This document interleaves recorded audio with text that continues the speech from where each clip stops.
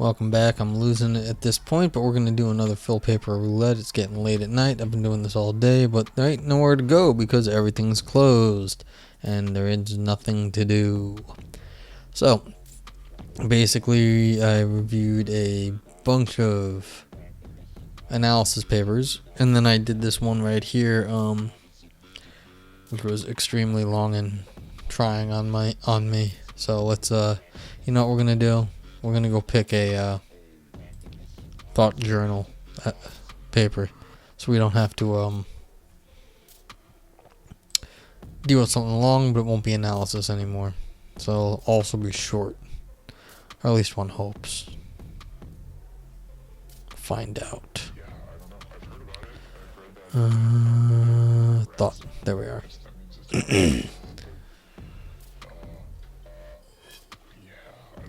Oh my god, I guess we reviewed the Sideways music, so we've got a comment on the Sideways music one I did. That's funny. I'd probably read that at some point. See if what I said about, you know, I want to at least finish up reading the abstract here. Falsely predicts the normal music performance just as aesthetic value. Sideways I've made occur all at once. Also, this argument falsely assumes that changing how something is oriented in space and changing its duration in time are analogous.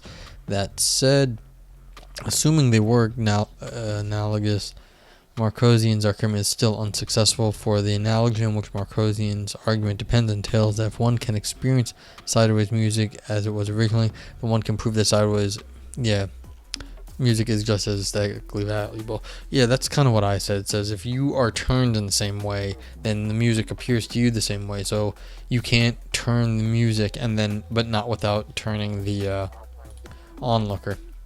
Okay, so I think I agree with that. What it takes to be hunky? I mean, it's like what is it to be a hunk? The accent of logical constants and the logic of certainty. Horseshoe is stronger than double arrow. Okay. Losing my internet connections. That's sad. I don't care. Let's see. Moral understanding and moral illusions. Not a knot. What is a knot? I don't know what a knot.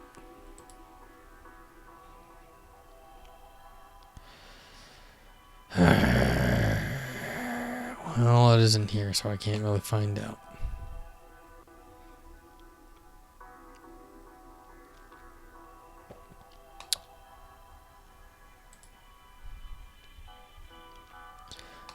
Maybe some of the older ones will be here. One can hope. Quidditism and contingent laws. I like quiddity. Excuse me. According to contingentism, laws of nature hold contingently. An objection to contingentism is that it implies quidditism, therefore inherits its implausible consequences. This paper argues that the objection is misguided. Understood one way, quidditism is not implication of contingentism. Hence, even if it has implausible consequences, these are not relevant. Another way. Alright, so, I don't know if I want to go into that, because what people say nowadays about quidditism, I'm not exactly a super great fan of. Yang Lu, Two Tales of Epistemic Models. This short paper has two parts. First, we prove generally. Yeah, see, Yang is too technical for discussion. It might be good, but formal philosophy. Gunky spritz, was that an aperitif? And a gunky spritz is a spritz with water and the wine are mixed through. Okay. Alright, so was that mixing stuff? Habitual weakness. Let's see what this is. I don't know what weakness is. Kenneth Silver.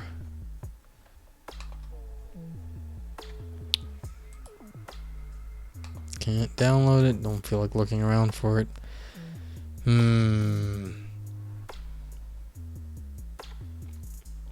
The no act objection, consequentialism in coordinate games, knowledge from falsehood, impredicativity and paradox.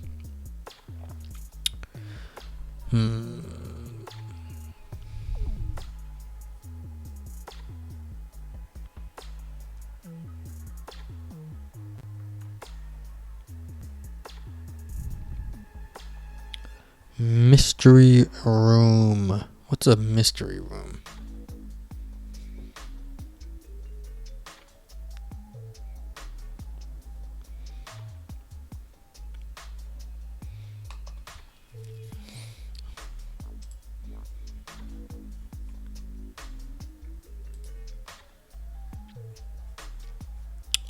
Come on, Kate. Put your stuff on. Upload it. Okay. Do I get it? Oh, is it open access? Okay, whatever. Okay, Kate Ritchie, who I've met here in New York. She's very nice. Very smart, too. Let's see what she had to say.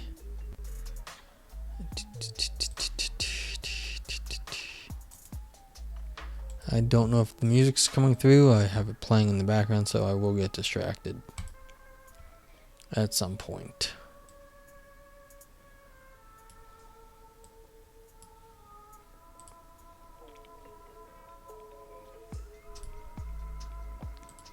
Okay, let's see.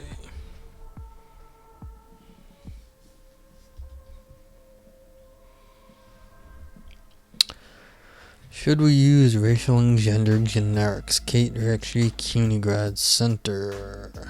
Recently, several philosophers have argued that racial, gender, and other social generic generalizations should be avoided given their propensity to promote essentialist thinking, obscure the social nature of categories, and contribute to oppression. Here I argue that a general prohibition against social generics goes too far. Given that the truth of many generics require regularities or systematic rather than mere accidental correlations, they are our best means for describing structural forms of violence and discrimination.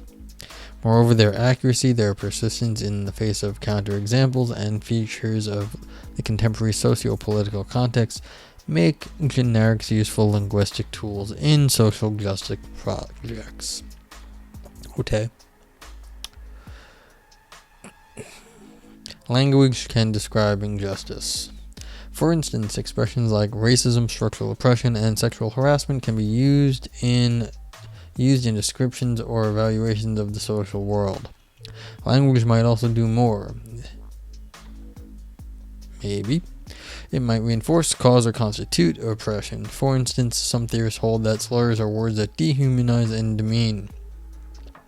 On such views, uses of slurs do not merely reflect that some groups are oppressed, they also partially cause or constitute harm.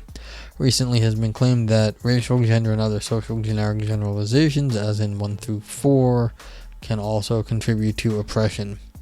Latinos are temperamental, women are nurturing, Asians are smart, blacks are good at basketball.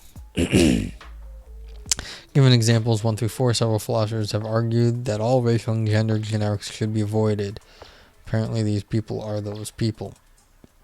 Langton, Haslanger, and Anderson, for instance, contend that if a racial generic generalization is asserted, it should be rejected because such generalizations are false and also politically problematic, as they present social artifacts as racial essences, and mask the social nature of oppressive systems. They suggest that when generic generalizations do say something that is statistically true, the content should be expressed with an explicitly quantified statement involving some, most, or every, in order to avoid essentializing or conveying that racial groups share intrinsic innate explanatory features. Others, Haslanger, hold that even if racial or gender generics are true, they should not be asserted due to their false implicatures, presuppositions, and other harmful effects. Generics are also extremely hard to falsify. For instance, numerous examples to generic claims like 1 through 4 will often not suffice for speakers to judge them to be false. For these reasons, the theorists cited above argue we ought to avoid racial, gender, and other similar generics.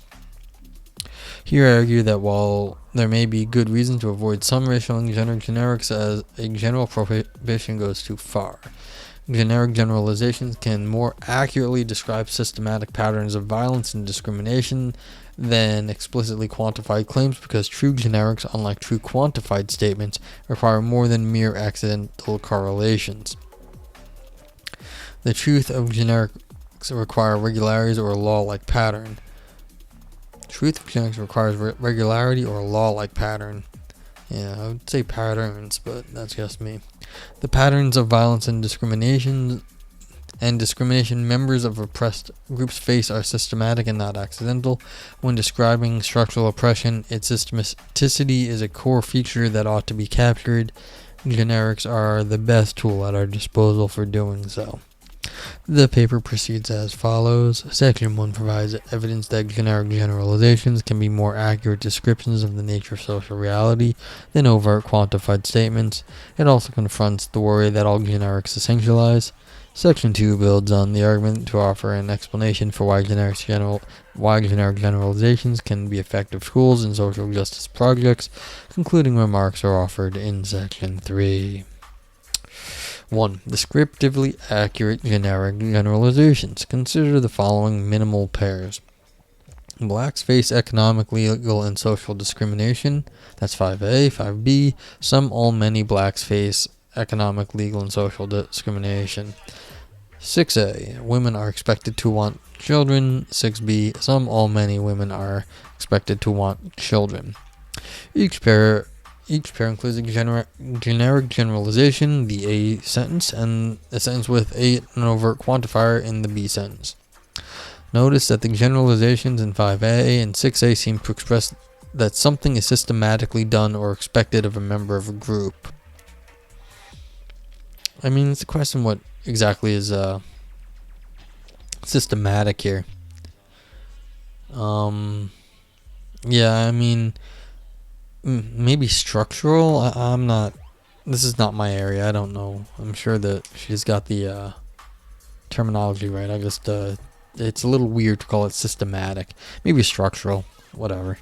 This marks a stark contrast with the generic claims considered at the outset. The truth of the generalizations by 1 through 4 appear to rely on a group having an intrinsic, persistent, and causally explanatory nature. This is what elicited the worry that they promote essentialist thinking about social categories. Yeah. Well, are these of the same sort of type? So at least on initial reflection, the generics in 5A and 6A appear to avoid essentialist worries. We return to this potential worry in the final section. For now, let's turn to the main claim of the section, that the generalizations in 5A and 6A are more accurate than their quantified counterparts. I just want to see something briefly. Latinos are temperamental. Blacks face economic, legal, and social discrimination. So blacks face discrimination. I mean, these are all R statements. So there's like predication going on here. Okay, and then at least in this one, women are children wanting, you could say. Yeah, this one's different because it says face. But that's alright. Generic generalizations are well suited to describing systematic patterns on law like regularities. On many accounts, the truth or falsity of generics relies not just on individual instances, but on rules, laws, or other patterns in the world. These might be laws of nature, rules in a game, or as the examples here, social structural patterns. Yeah, is what I was thinking. For instance, Doll 75 argues that since like 7, his 7 expresses more than an accidental property of sharing. Superpowers do not take account of the views of smaller countries. No, they don't.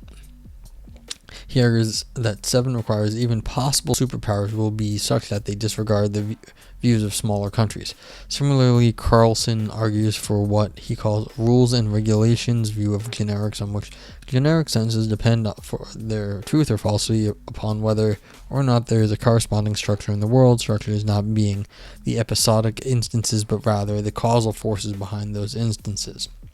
He holds that generics require regularity that surpasses mere accidental correlation. Nickel classifies generic genericity as requiring a particularly close or intimate connection between a kind and a property, one that does not obviously coincide with either statistical notions or all, most, many, some, nor does it coincide with well-established modal notions, necessity or essence. A particularly close or intimate connection between a kind and a property. Okay, so it's something different from quantification or modality. He justifies the claim that given that generics have modal import that require more than statistical correlations and are most acceptable when they involve well-established kinds. Considering the nature of generics in a bit more detail further bolsters the view that generics are most accurate ways of describing instances of structural oppression than overtly quantified sentences. Yeah, I see where she's going with this. Okay. There is considerable controversy about the correct semantics for generics, but the most common strategy involves covert quantification operator. On these views, generic generalizations like 1 through 4 involve a covert dyadic gen operator that functions like an adverb quantification. For instance, the sentences of the form f sarg g's are true in the case gen x, f of x, g of x, where there are various theories of the gen operator is usually taken to require that sufficiently many of the individuals who are normally or typically stereotypical f's are g's, or f's are g. That is, that generally an x is f is a g. One might also appeal to explanatory strategies that rely on, for example, conventional rules or principles of evolution in the semantic gen. Appeals to normality, stereotypicality, and explanatory mechanisms support the view that generic generalizations require more than accidental satisfaction. The truth of generics need not be grounded in laws of nature, but they require systemic patterns and more than accidental regularity. Okay, so it's like, fine, they're not the same thing as quantifiers, and so you're losing semantic precision if you get rid of them. Structural oppression constrains group members in a broad, systematic, and law-like ways. For instance, Iris Marion Young argues that people in oppressed groups suffer from inhibition of their ability to demonstrate, to develop and exercise their capacity and express their needs, thoughts, and feelings. Okay. Wait, I'm not understanding. Okay, well, we'll see where she's getting with this. Marilyn Fry states that oppressed people's lives are confined and shaped by forces and barriers which are not accidental or occasional, but are systematically related to each other and restrict or penalize motion in any direction. It involves what Patricia Hill Collins calls an overarching structure of power that affects what a person can do and what can be done to them. Oppression also pertains to more than what actually occurs in a person's life. It restricts what is possible. Philip Pettit argues what constitutes the power relationship in cases of subordination is the fact that in some respect the power bearer could interfere arbitrarily even if they are never going to do so. When describing structural oppression, which is systemic, counterfactually robust, and law-like, generics are well suited to the task. Okay, so the fact that generics give greater precision in moving between sort of like modalities and quantificational groups is what is being argued is the value of generics. To further support the claim that generics provide the most accurate means, like I said, accurate above, means to describe a structural oppression, let's consider the 3 quantified sentences in 5b and 6b above. The existential versions of the quantified statements are too weak. For instance, suppose that the only woman we know talks a lot about wanting to raise children, but as far as we know, no other women are interested in children. That would be sufficient for the truth of the existential version of 6b. Yeah, you only need 1. In contrast, what is expressed by 6a involves a robust expectation about the desires we would, in general, expect women to have given certain social standards. existentials are made excuse me, true to accurately describe the systematicity and pervasiveness of social norms and patterns of discrimination. Okay, so here, this is an argument that we are losing something, a valuable tool in some sense. We're losing precision and accuracy if we give up generics. And so she's giving examples of positive uses of the term that it would be unfortunate to it wouldn't be more than unfortunate. It would be really a loss if we were to give that up in because of some of the negative effects that they can have. So it's a tool that could be used both for good and evil, and the problem is if you get rid of it for the evil people, you are going to just sort of bury your head in the sand and you won't be able to see how bad things are getting. So you have to take the bad with the good, because otherwise you're not going to be able to fix anything. Alright, so let's see where she's going. On the other hand, the universally quantified claims in 5b and 6b are too strong. It is not the case, for instance, that all black people face economic and legal and social discrimination. For instance, some black people face no legal discrimination. Notice that, well, not in New York, but notice that even in the universal claims were nuanced to allow for exceptions, as in 8, something would still fail to be explained. 8. Almost all women who are expected to want children. The truth of 8 merely requires that almost every woman who meets some further conditions is expected to have a particular attitude. That is, it just requires something that holds them nearly every woman. Compare 8 to 9. Almost all avocados are of a single variety, the Haas. Avocados sound good right now. The truth of 9 does not require that there is a law-like regularity making it true, rather it just requires a statistical regularity. In contrast, the claims expressed by 5a and 6a are judged to be true because of the regularity and social law-likeness of norms and practices. Modified universals like 8 fail to capture this and are so descriptively less accurate when we are aimed at describing structural oppression. Well,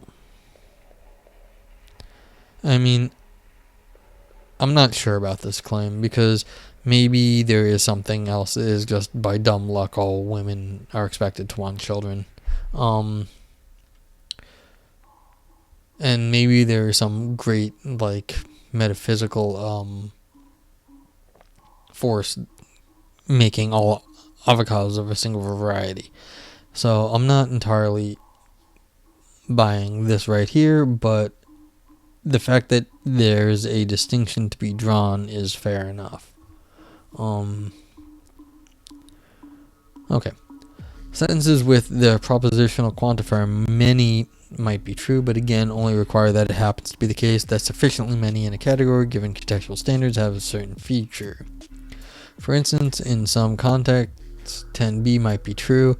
In contrast, 10a is overwhelmingly judged to be false. Women like basketball. Many women like basketball. Yeah. Because it depends on who you're talking about with the many. Women is just quantifiers over all of them. Sentences with propositional quantifiers also fail to capture the generality and systematicity that generics do. When describing structural oppression, its systematicity should be captured. Generics are the best tool at our disposal for doing so. A semantic feature of generics provides additional justification for why some social generics might be effective tools for social justice. Generic generalizations are stubborn and hard to undermine. It is characteristic of generics that they allow for exceptions. For instance, even when it is pointed out that ostriches cannot fly, the generic generalization in 11 can be maintained. Birds fly. Yeah. Birds do fly, but ostriches cannot. Well, I could put one in a box and put it on a plane. I don't know. At the outset, we saw that the inability for exceptions to falsified generic claims served as a motivation for arguments for a prohibition against racial and generics like 1 through 4, yet the same features that serve to motivate prohibiting the use of racial and gender generics can justify the use of generic generalizations to describe structural forms of oppression. Suppose that someone responds of an utterance of 5A with 12. Not all black people face legal discrimination. Even though 12 may be true, 5A can be maintained. The efficacy of racial, gender, and other social generics in describing structural oppression can be explained in terms of both their accuracy and their persistence, even in the face of counterexamples. Note that my claim here is not that the well-known points that generics are not truth conditionally equivalent to overtly that the well-known point that generics are not truth conditionally equivalent to overtly quantified statements.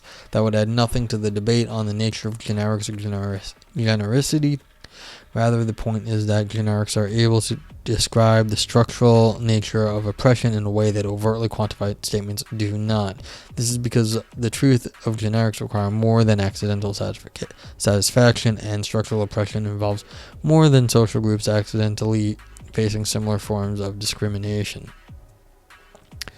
Okay, so I guess the question would be, would there be another way of getting the specificity required to describe structural oppression without also getting the bad features of racism that would come along with it? Chances are no, because there is the same thing, just directed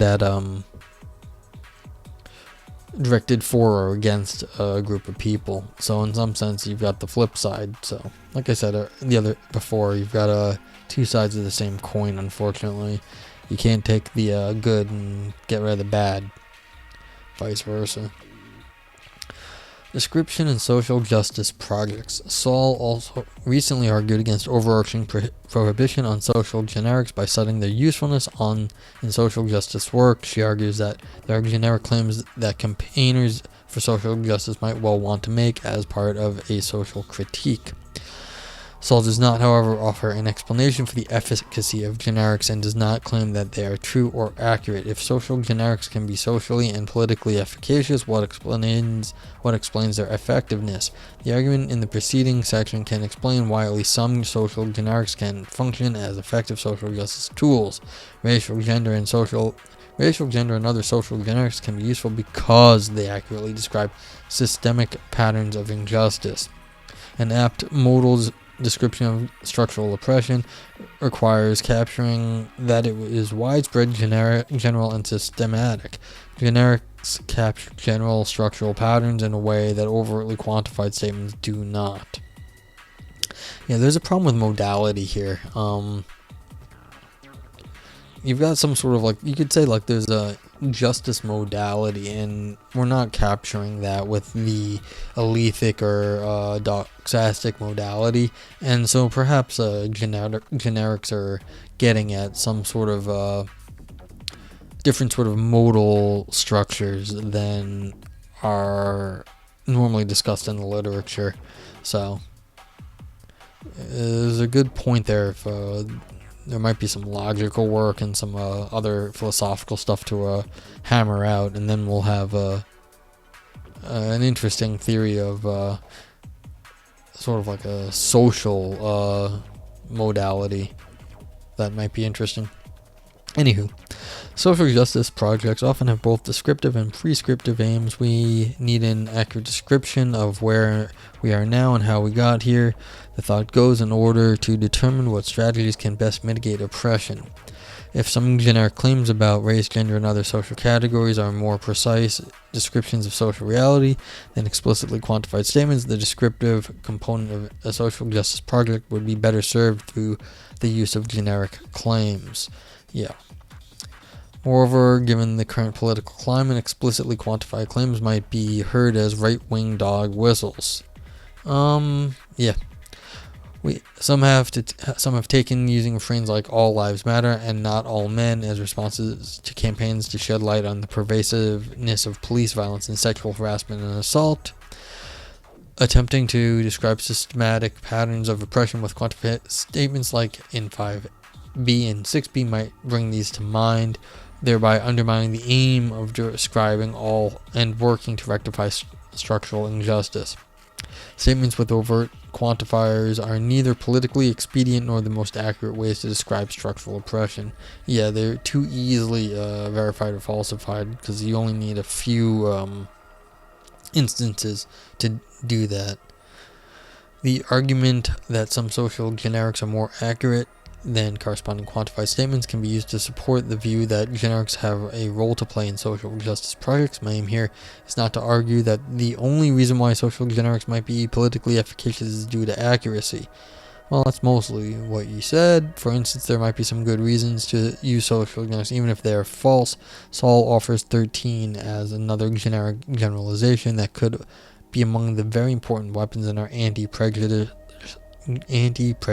arsenal. Girls play football. Yeah. This is using the flip side of the coin to sort of insist on a good quality as a bad instead of a what might be considered a bad quality. Like you say like something insulting to a group, but this one is saying this is sort of, even if they don't play football, which they do, but it's like you could impress upon them, like, say girls are president, or girls, there's never been a female president of the United States of America, but you could say girls become president. It's not true. And, I mean, because this is a thing. Girls do play football, but they're not false. like, they're not, this is a true statement. Some girls play football. Not all girls, but, like, not everybody. So it's, in some sense, this is but if you want to say girls, not women are president, but you could say women are presidential, something like that. Well, some definitely are. I mean, Liz Warren could have been president. It's too bad she wasn't. She would have made a good president. But yeah, so I'm not so sure that this is not a very similar claim. While 13 might be true, even if it's false generic generalization, there might be good reasons to assert in certain political contexts. The claim argued for here is more modest, the ability for generals to accurately describe systematic parents. Yeah. Okay, so I was just a little confused here. For the social political expedience. This is also the problem. Expedience.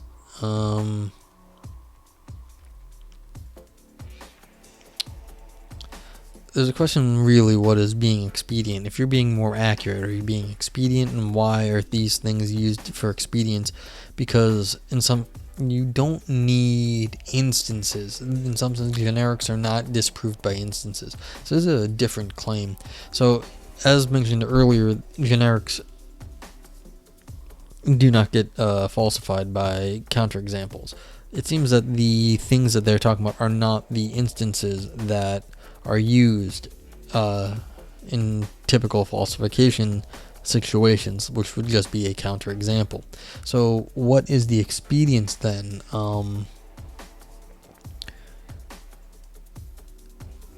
There's something else going on and why they become expedient, because the examples used in falsification do not work, and so these become expedient because you can't just disprove them so quickly. So why don't they fall to particular counterexamples? Well, that's a different paper. Concluding remarks. Some aspects of social justice projects involve efforts to change meanings or to introduce or eliminate expressions and to alter usage patterns. For instance, projects aiming to reclaim or appropriate slurs focus on language as a locus for social change. Prescriptions about the use of racial, gender, and other social generics have been offered as one strategy to undermine oppressive power structures. However, we saw here that a general prohibition should be rejected. The use of gender and racial generics to accurately describe the law-likeness or structural oppression can serve social justice aims. I am losing it. I'm sorry. One might worry that the generalizations in our core example still essentialize, and so the benefits benefits accuracy brings to a social justice project need to be weighed against the problems essentializing brings. While I agree that one ought to carry out a cost-benefit analysis in thinking through whether to use racial and gender generics, whether 5A and 6A essentialize is at least contentious. Neither attribute intrinsic features to a group, rather they involve claims about how a group or category is positioned within social and institutional patterns of discrimination, subordination, or restrictive norms. Anti-essentialist arguments in feminist philosophy also support that there is a significant difference. For instance, Hasslinger argues that an account that relies on a shared social role, being subordinated based on perceived or imagined futures ancestry, does not over-essentialize. There can be shared social position without shared intrinsic essence. Nickel goes even further, suggesting that in some contexts, even social generics like to might be used in a way that avoids essentializing. He argues that they might be used to convey that there is a very strong and important connection between the group and the property involved, albeit one that is external to the individual agents involved. So he argues, generics can convey propositions that avoid biological essentialism. The same arguments apply to the generics we focused on here. The generalizations expressed by 5A and 6A require that there is a shared social positioning involving discriminatory practices or restrictive norms without problematically requiring that there is a shared biological essence. These generics sidestep the worry that racial and gender generics essentialize and obscure the social nature of the categories. When describing forms of structural oppression, generics generalization can be the most accurate and useful linguistic tool to describe social reality. There are some racial and gender generics that we do not need to avoid and that perhaps we even ought to use. Okay. Sure. You don't want to lose expressivity that is particularly helpful. And so this is the cost-benefit analysis